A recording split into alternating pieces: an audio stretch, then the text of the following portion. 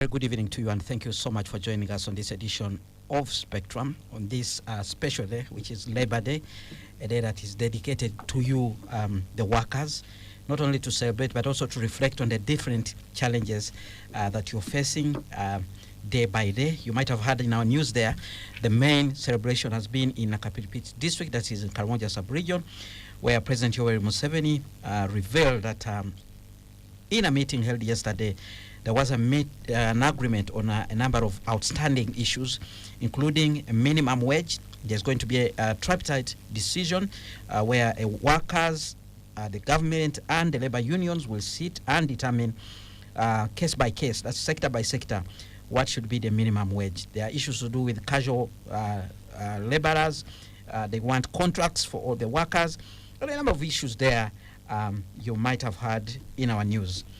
Today being Labor Day and the topic being very crucial, we are focusing on the state of workers' rights in Uganda, but we are going to be looking at the working conditions in private security companies. Well, we know in our country, beyond the armed forces that we have, it's allowed constitutionally to actually hire private security firms, and as a result, there are so many in our country that are regulated by the central government. But it's very important to understand the circumstances and the conditions under which they work. So there's a report which was published not so long ago, which talks about a number of issues. It focuses on the working conditions in the private security companies, and that's the country report of Uganda, conducted by International Code of Conduct Association of Consumers, options, and a number of players here in our country. So we'll be looking at deep into the details of this report, and I have two guests already in studio, and I'm going to introduce them. Let me start with Mr. Grace Masiko. He's the chairperson, Association of Uganda Private Security Organizations. That's the companies, they have an association. Good evening, sir. Thank you so much for joining us. Good evening, listeners. Also in studio, I have one of the persons who actually was part of the research, Mr. Joseph Byomuhangi. He's a coordinator from the Uganda Consortium on Corporate Governance. Good evening. Thank you so much for joining us. Good evening, Anderson, and good evening to our listeners. We expect a third guest, who is Mr. Bernard Muchuni, Commissioner, Equity and Rights, Minister of Gender, Labour and Social Development, to join us shortly.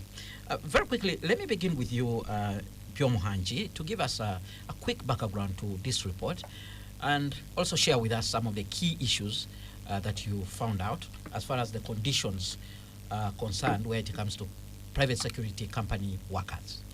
Thank you so much, Anderson. Before I delve into the discussion of the report, allow me to extend my appreciation to all the workers in Uganda for the great work that they've done to contribute to national development. Today is International Labour's Day, and it's always the time of the year when we take stock and reflect on the contribution of us, the workers, to our national development, but also be able to have discussions on how best to address the challenges that workers face.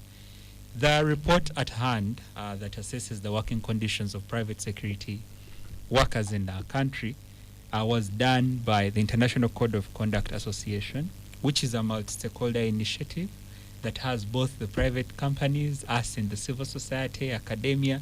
It's a multi-stakeholder initiative to ensure that providers of private security services respect human rights and international humanitarian law in the work that they do.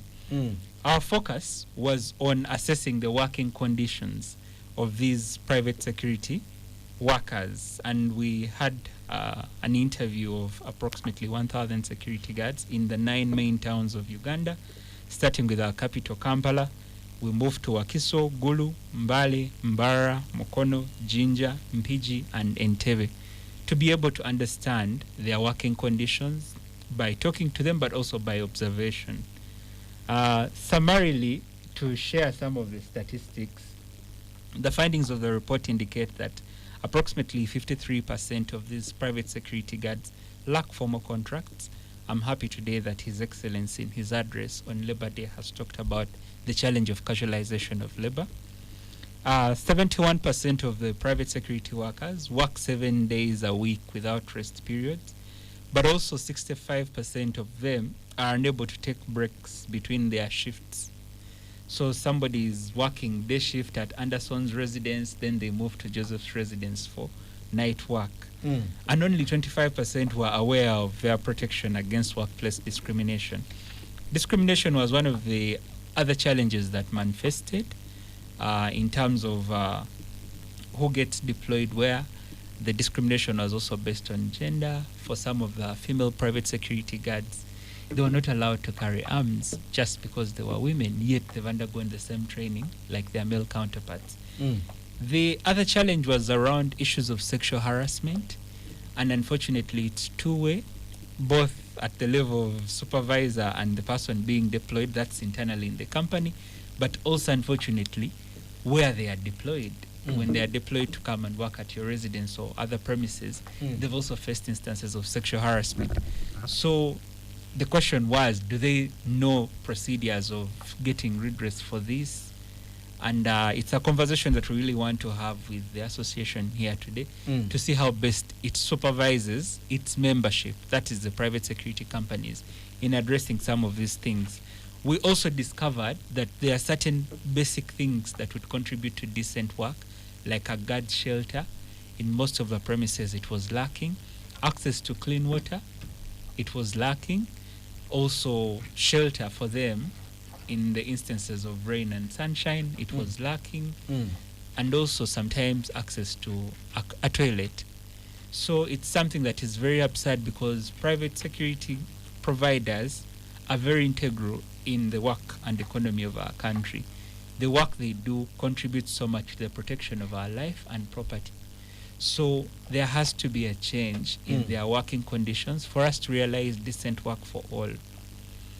And for the public, we notice that the general public out there has little regard and respect for private security guards. There is general disrespect for their job, and we call upon the public to change their mindset. Providing private security services is work. They don't need to be disrespected. They are doing a job just like all other people in their professions. And we call on the public to actually respect private security workers. All right. With all these findings, surely there are consequences. What are some of the things that could be linked to these statistics that you're quoting? Some of the things you are able to see, the results, the consequences of these kinds of situations among the workers? Well, I wait to hear from the Private Security Association leadership represented here today. But one of the aspirations we have as people that conducted the research is to see how private security companies can use their umbrella to improve these conditions. For instance, when it comes to issues of medical insurance, when a single firm goes at it, it will be very costly. But when all of them in their membership, the 427, sit with insurance service providers, I believe they're able to negotiate for a package that would be able to cover their staff, the private security workers. And then they would be able to improve on their working conditions by providing medical insurance. Then issues of transport, they could choose to zone the country in the towns where they provide their services and perhaps share transport such that company A is able to run this division, company B is able to support in this division, so as to improve the working conditions of the private security company. You actually rushed into the recommendations that you have, but I'll come back to you. I'll rephrase the question so that maybe you can give me an appropriate answer. Because what I'm saying, if you have 53% of people lacking formal contracts, if you have 71% of people working without rest, there should be consequences, an impact on your life, the way you actually act or the way you perform your duties. I'll come back to you. But let's hear from the chairperson of the association, Mr. Grace Masiko. These findings, what's your reaction? Good evening, listeners. Grace Masiko is my name. I'm the chairman, Uganda Private Security Organizations. For the benefit of listeners, this is the umbrella body of all the private security companies in the country. We're talking of 426 companies.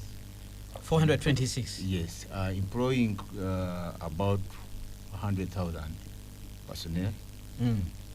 And we are both local and foreign companies involved in this sector, which is employing close to 85% of the workforce are youth. Mm. And the bulk of these are Ugandans who not have had the opportunity to join the job market. That is by level of education. The beauty of it is that we bring out these young Ugandans, train them, add value basically, and we put them on the job market. We cover every sector in this country: banking, oil and gas, infrastructure, schools, hospitals, hotels.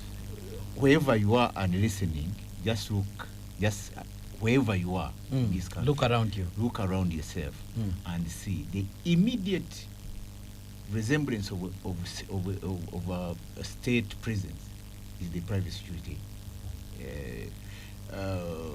guard. This is how we are spread across the whole country. How important you are. How important we are. Having said that, listeners, is that we are a unique service, and by nature of our uniqueness and our placement at the national security infrastructure, organizations like International Code of Conduct Association, they pick interest in what we do. Therefore, we are not surprised by this report. Of course, we a bit. We have read it and we are reviewing it. We look at some of the areas they have pointed out as probably not. They don't reflect the situation on the ground. Because if you are talking about a force that is having such challenges, why would multinational agencies investing in this country be hiring our services?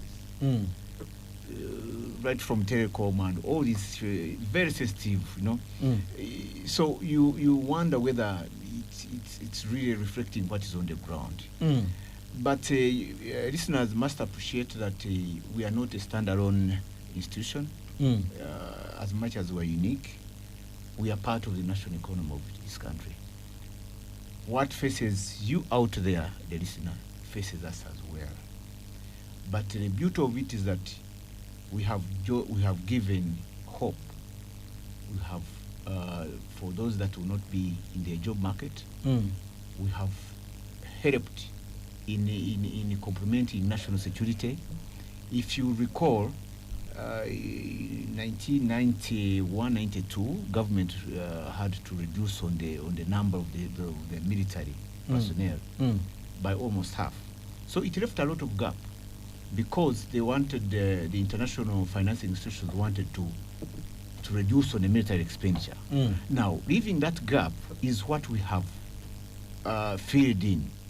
But this is not draining the national coffers as in terms of budgeting, but we are like it's part of the public-private partnership that we are doing that is reducing the tax burden, that is reducing the drain on the national coffers. So we basically we have saved this country billions of shillings. So we like interests of these organizations, but we also appeal to them that look, treat carefully.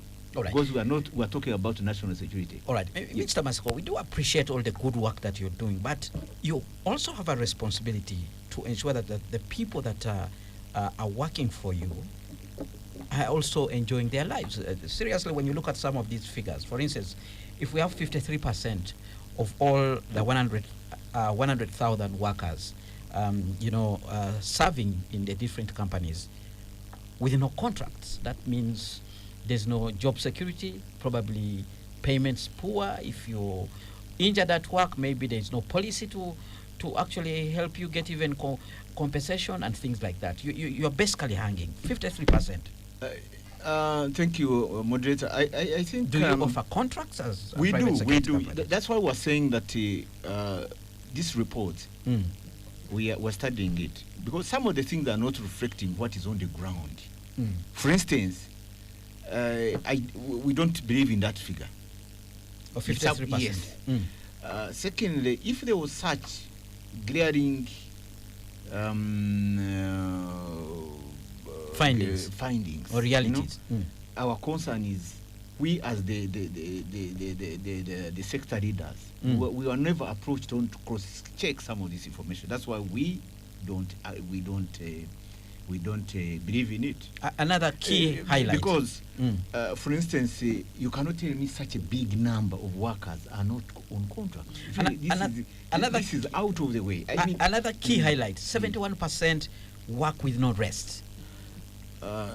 Exactly. You see, this is what our impression about some of the findings of this report is that we have got even we asked government that for one to be taken as a private security person must be registered. That's why all our members are registered. But we still have other mediocres, people who get into private security. These kanyamas at bar clubs, at bars, at hotels, at whatever. These ones who have been involved in evicting people, they all pass as private security guards, but they are not. And our fear is that we hope this the authors of this report, the researchers, did not land on such groups, because we get impression that this is what they go through, because we know them. Some are poorly paid, not us. Because listeners, if we really, how many Ugandans, even in other sectors, earn more or less than 300,000? All right, let me be fair to you. From your experience as the chairperson of this association, you probably know the operations of most of this company. Can you tell us? And I'm looking at a person who is in the field.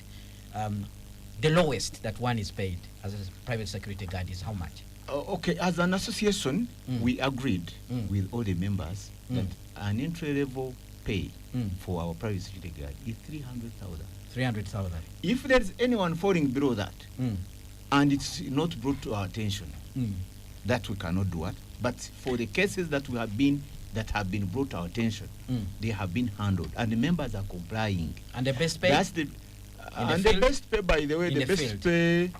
I was having a private chat with one of the authors here. He visited Tirenga, those oil fields. Some of our guards get close to over 1 million shillings. Over 1 million shillings per guard per month. Maybe that's a special arrangement. No, even because of the key interest which I got. Even when you look at some of the, like, for instance, those are guarding these bigger hotels in Kampala. Do they get allowances, transport allowance? Yes, all that is catered for. We have even got some university graduates. All right. Who have joined this sector because we still believe we are offering the best. What determines how much somebody earns? Of course, it's the level of education. Okay. Secondly, the affordability of this individual company, and also you, the listeners, the public out there who are our clients. What you pay us is what we pay our guys. All right. Let's go back to Mr. Ndiomjeni. This gentleman, Mr. Masiko, has completely disowned this report. He says he does not even understand where you got these statistics. You went to quack companies. That's his conclusion. Anderson, that's not proper. And who did you speak to? Did you go to his company, for instance? He leads the association. But he has a company. The 420. He can't be chairman without an association. I get that bit. But the intention of this research is for us to have an introspection. As an association, they should have an introspection. He argues that they set the minimum pay for private security guard at entry at 300,000 Uganda shillings. What did you find out? We found out that approximately 12% of them are paid below 130,000 per month. Below 130,000. These are Kenyamas we are talking about. What we would like is Mr. Masco here and the membership in the Association of the Private Security to conduct an assessment. Are their members following the set standard? And if not, what are they doing to ensure that they follow the set standard? Our interest as people that worked on this research is to improve the working conditions of private security guards. So it would serve us a better purpose for us to be able to discuss the mechanisms they have for private security guards to reach out to the association in the event that their employers are performing below the set standard. That would contribute in enhancing decent work, such that private security guards that are deployed without shelter, without access to toilets, water, are able to reach out to the association to flag this, to say that, hey, our employer is not providing XYZ. That will improve the working conditions of the guard. To sit here and be shocked about the findings of the research, I'm glad this is a program listened to by all Ugandans, including private security guards themselves. Indeed. And when you open up the calls, I hope one is able to call and share with us their lived experience, because the things we are talking about were from the 9 towns I mentioned at the start. So the best option for us is to work together on how to improve. When a female guard is dealing with a question of sexual harassment where they've been deployed to work, what should they do? Should they report to their employer? Should they report to the association? Do they get to the government of Uganda at the labor office to say, this is happening to me? What internal mechanisms does the association have to deal with these challenges? For us, that was the intention of publishing the research, to cause an introspection such that there is improvement in the working conditions of private security guards.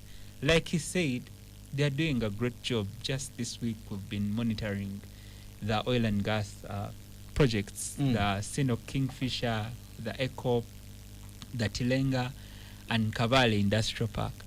All of them where I have personally been, I found private security guards working in conjunction with the state military people to provide protection to those installations. You spoke to them? Yes, I spoke to them. They're earning 1 million, like you said. They did not tell me how much they're earning. Oh. The conversation was not to So do this new was research. outside with the research? Yeah, this was All outside right. the research. Okay. It's just the recent thing I've done to You be went there able as to. an investor? I went there on a joint monitoring visit, still on the situation of human rights All right. conditions. And private security guards were one of the categories of workers that we were looking at. Yeah, but we found them there. They had transportation, I must say, especially those that work in the national park. They don't reside there. When your shift ends, they transport you back to the camp, and then another person comes on ground. So I noticed some of the good things that are happening, but it's not the case outside that spectrum. And you may find that it's the case there because they are international players. The multinationals are more cognizant of human rights issues. What we want is to cause a shift such that all players in this sector, all private security companies, also adhere to respecting human rights, because they are members of ICOCA, and ICOCA demands of them to respect. If they fail, then they'll lose their membership, which will be very bad for their business. I don't know if Mr. Masco here will confess to you that for those companies to qualify to provide security services in the oil and gas sector, they had to be members of ICOCA. And ICOCA calls for respect for human rights and international humanitarian law in the work of providing private security services. So for us, we want to help them to improve on the working conditions of private security guards. That's why we cause this research, to cause a conversation in the sector. All right. Spectrum on Radio 1 FM 90, a topic of discussion today, the state of workers' rights in Uganda, a look at the working conditions in private security companies. Our discussion is based on a report that points out a number of key challenges when it comes to workers in the private security companies. Well, we have had so many challenges not so long ago. We have heard about a private security guard shooting people. We have heard about private security guards running away with money. We have heard about a number of challenges. Could this be linked to these findings that we're saying in this report? Let's go for a break now, but keep your comments coming via the WhatsApp line 0703 090 090. What has been your experience with the private security companies? We will return after these messages. Well, thank you so much for staying with us on Spectrum, live on Radio 1 FM 90. My name is Kenneth Anderson Lukwago, your host. I have two guests in studio, Mr. Grace Masiko, Chairperson, Association of Uganda Private Security Organizations, and Mr. Joseph Byomuhanji, Coordinator, Uganda Consortium on Corporate Governance. Our topic of discussion, we are looking at the state of workers' rights in Uganda, with a special focus on the working conditions in private security companies. The discussion is founded on a report which was released not so long ago that clearly tells us the issues that are in this particular sector. So we are trying to find out what can we do to address this matter. But you could also, if you follow the discussion clearly, these are cross-cutting issues across the labor market in our country, because it talks about issues of lack of contracts, no rest for some workers, people do not understand their rights, including protection against discrimination. There are issues to do with sexual harassment. There's even gender discrimination at the workplace. So what do we do as a country to address some of these issues? Well, I want to bring you in, Mr. Masiko, to respond very quickly, but I want Mr. Byomhanji to first lead us to some of the key issues that I'm seeing. There are consequences for this kind of findings. And earlier on, before we went for the break, actually, I hinted on some of them. We have had issues. Maybe we could be having even mental issues. We don't know. There could be, situations that are triggered off because of this poor pay. Because I'm imagining a security guard who has been placed at a microfinance facility or a moneylender's office or a bank, and they're earning as little as you said, below 150. It's still a matter that you're contesting again about, the two of you, about how much somebody earns. And they have this powerful weapon in their hand. We have had robberies where we actually told the security guards might have connived with somebody. Police has been arresting them. So what are some of the consequences of this kind of findings? Thank you, Anderson. From our findings, 63% of the respondents we talked to, that's the private security guards, think that their poor working conditions affect their performance to provide the security that we need from them for our life and property. But also 39% of them think that the poor working conditions influence their engagement in the unlawful acts that you're talking about.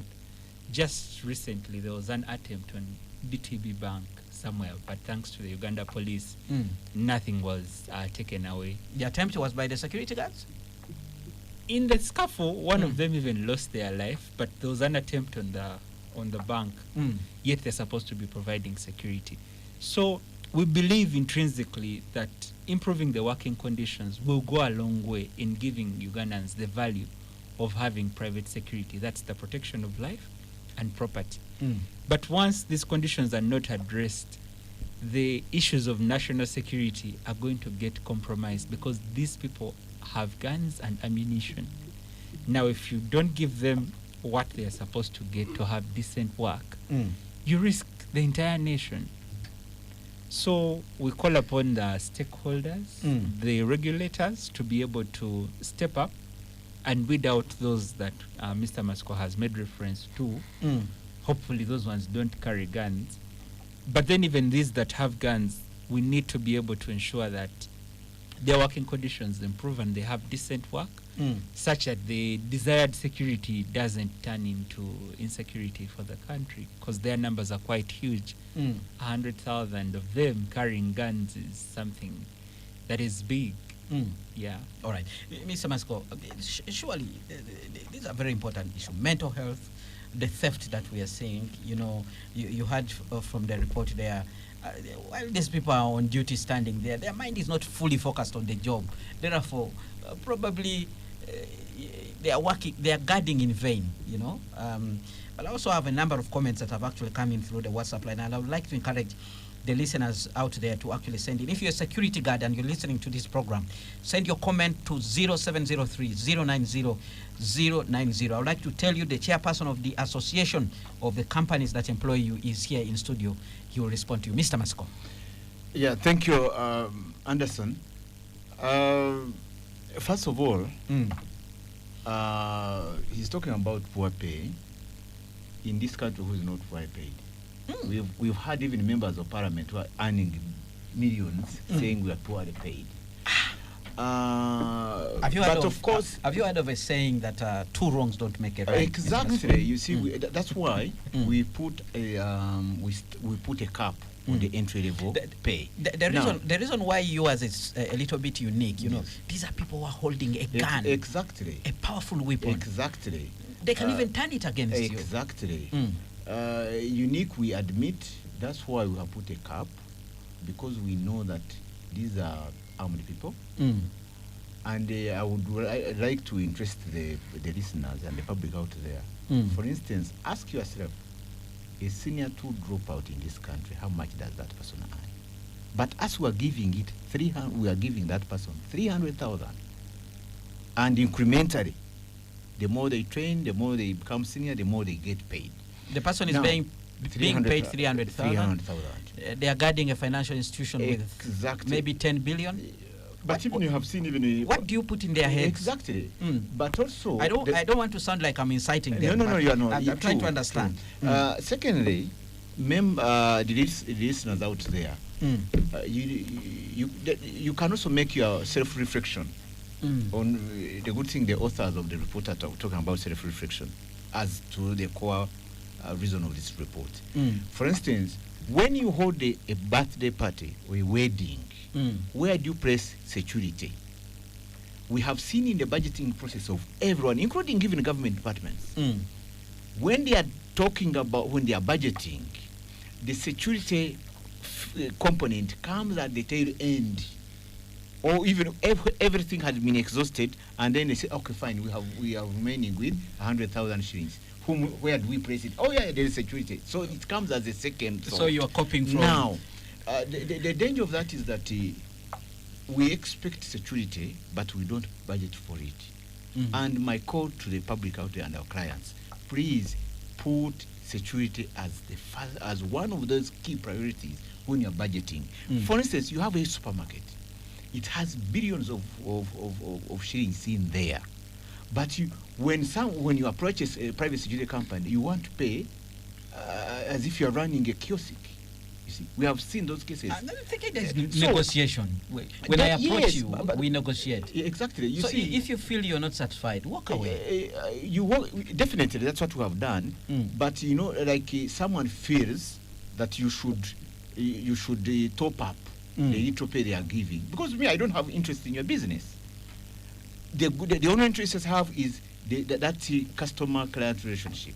We urge the public, please prioritize security. Give it the attention it deserves in your budgeting processes, so that we are able to pay our workers well. By the way, for instance, like when we look at we reflect on our business, we're not making any profit. Like any other businesses. That's why not very many Ugandans want to go into it, because it's very expensive, it's capital intensive, and even the returns are too low.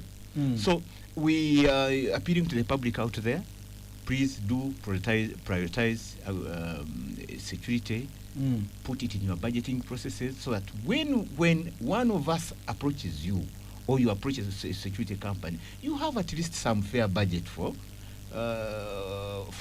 our services, so that in return we also pay our customers, our guards very well. We have even made an appeal, even written to the president, asking, for instance, we pay a lot of taxes that they drain away the little which would have even put into the welfare of our guards, and even making business ourselves, because the taxes we pay, the operational costs, they're too high.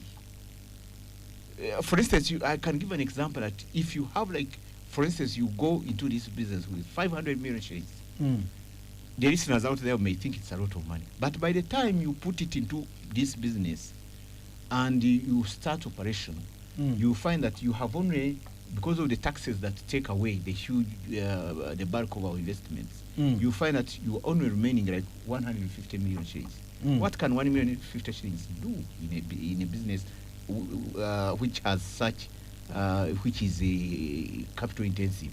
So we have appealed to government that just they should, because we are also doing a national service, they should be, for instance, will be considered to have some of these tax waivers, or even, for instance, after COVID, many sectors went to government, and government gave them stimulus packages, but us we never got, because people think we are part of the police. Yet when police is asking for their funding from government, they never consider us. Yes. All right. But so, now that you have seen this report, what are you going to do about it? Of course, we are we are careful whenever we get, there's a lot of information that comes in, and one of them, a report like that one. As I've told, I've said the listeners that we are studying the report.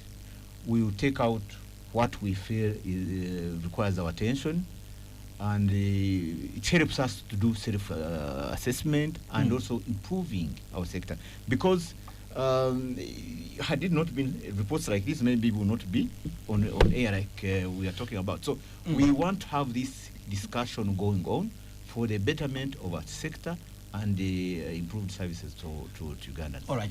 Before we hear from the listeners, let's hear some way forward, some key recommendations that you're making from this report to the association. What do you want them to do in light of your findings? Thank you, Anderson. One of the key recommendations we want the association to do is to have functional mechanisms of assessing the compliance of their members to the standards they set.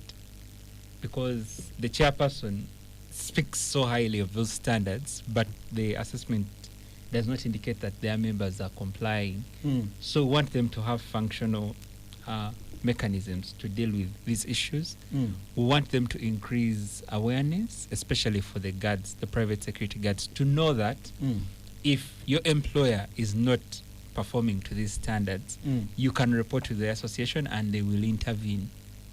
That way, we'll have a layer of protection, because already the employer-employee relationship is one where one party has power over the other. So it may be constraining for private guards to reach out to their supervisors and their employers to flag some of these issues like sexual harassment at the place of deployment, because then they will tell you, if you can't do the job, then we'll recruit another person to do it. But if the association is there and this private guard that is facing harassment at their duty station is unable to report to their employer, they can report to the association to intervene, to ensure that their act of reporting does not amount to job loss, but rather provide remedy and a safe haven for them to be exited out of the harassment. That is something that would welcome. We also recommend that the association works with its membership to review the service level agreements they have with their clients. What is the bare minimum for one to take on a private security guard? He's complaining that Ugandans out there do not want to pay for the service. Let them, as an association, have a general service level agreement below which they don't provide their services. Hopefully, the general public will be able to take them on, and we want them to also use their platform for key negotiations. I talked about the insurance already. But the last recommendation is really to the general public. The issue of disrespect of private security guards is very, very detrimental. So we implore the general public to respect private security guards. They're Ugandan citizens like you and I, and they're doing a job. So that general disrespect that people have over the work that they are doing should stop. All right. We have comments coming in from the listeners via the WhatsApp line 0703-090-090, and I want to read them out so that you can respond to them. One comment, moderator, I have cousins working under a certain company. I will not mention the company, but it's one of the security companies. They are paid $150 per month. IDs are confiscated once they begin training, not allowed to travel home to see their wives back home. No leave. Then we have another comment. Mr. Masiko is lying with 300K. These are boys we again send money from home for them to come back. Then we have another comment from Namunyo Isaac, listening in from Namisindwa district. These people suffer a lot. They are paid very little money. I know very many companies that pay below 160,000 shillings, not 300,000 shillings. The officer is talking of, and yet they are deployed to protect multi-million projects.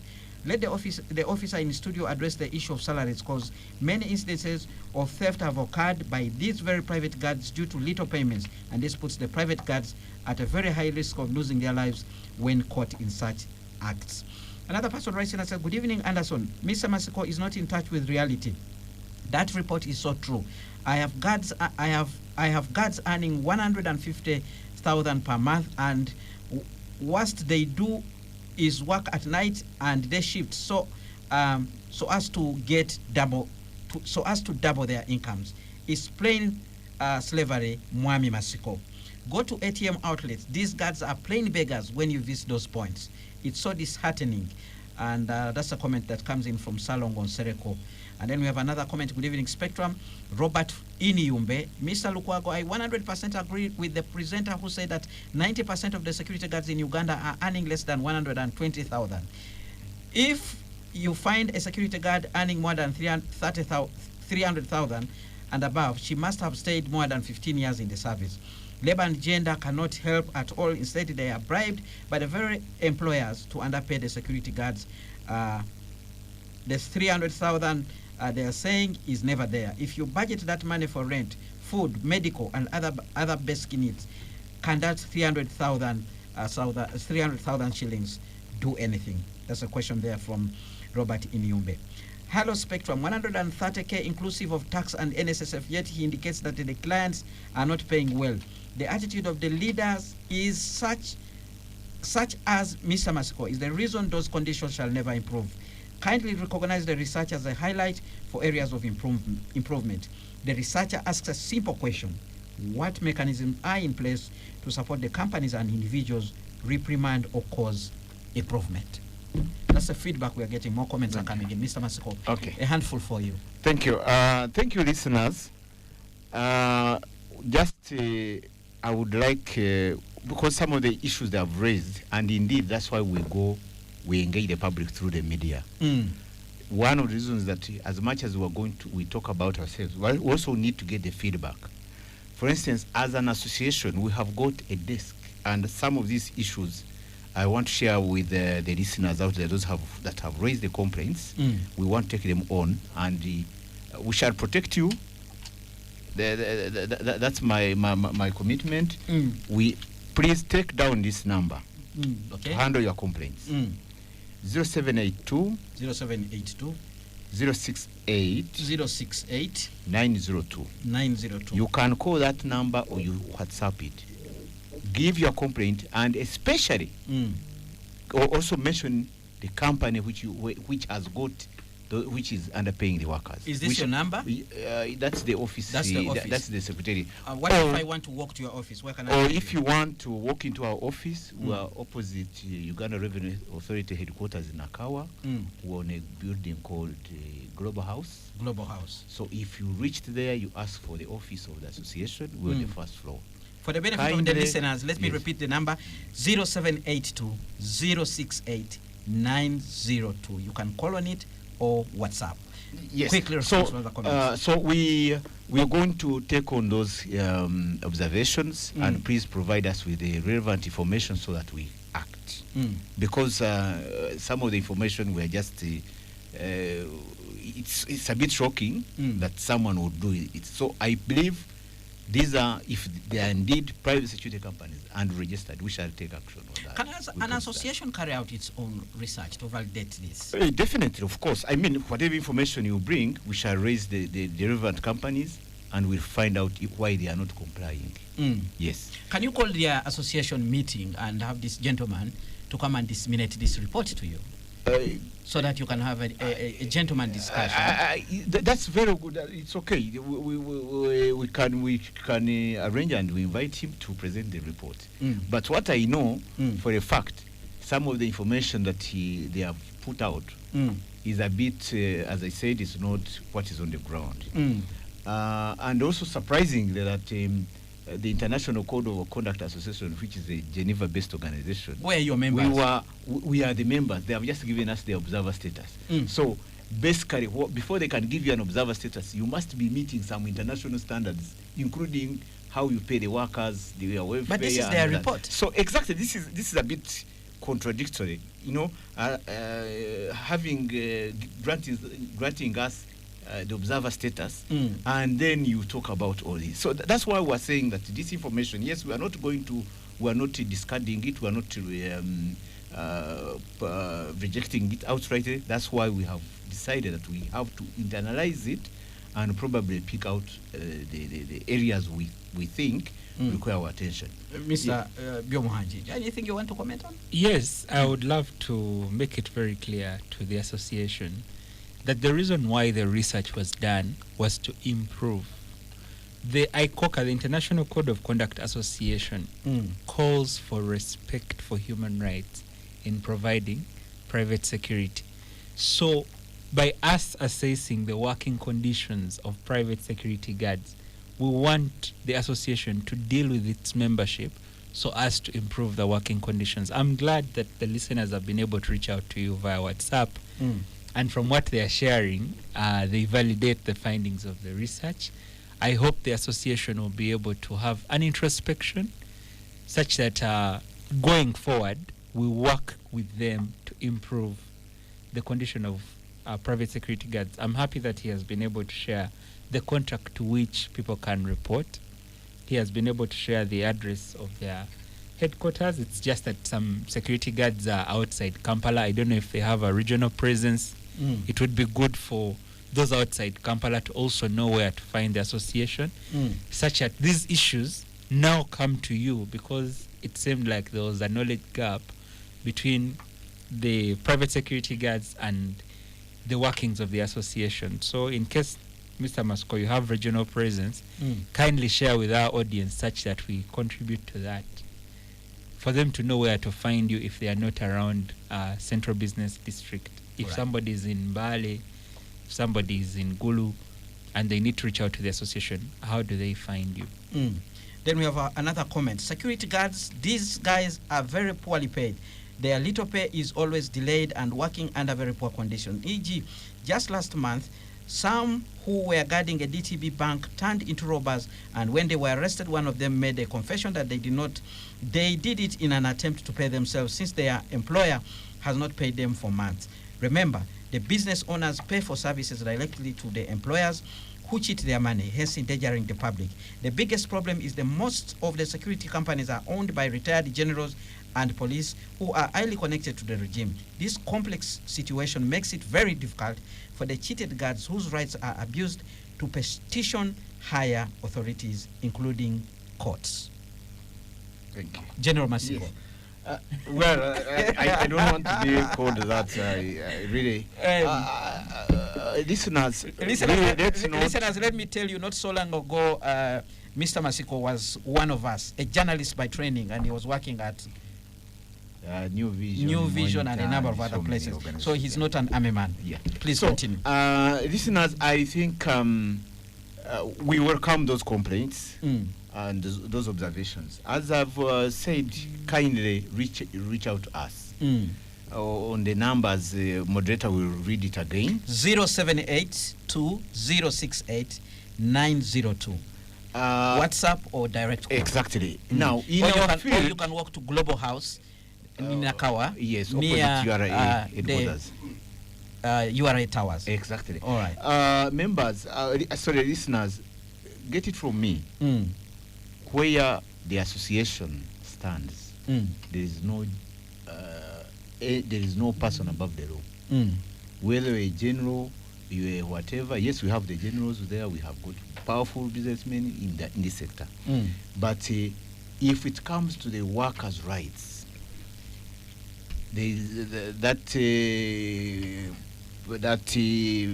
powerful connections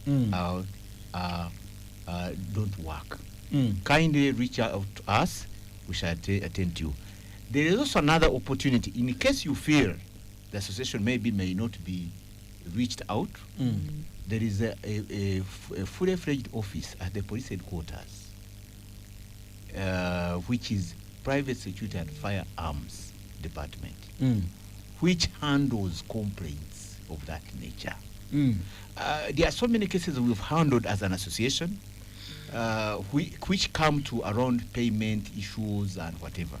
We have effectively handled all those before, including even companies which don't comply with what we have agreed, because as an association we take a collective decision that we must look into these areas. For instance, we have also been, it has been brought to our attention that some companies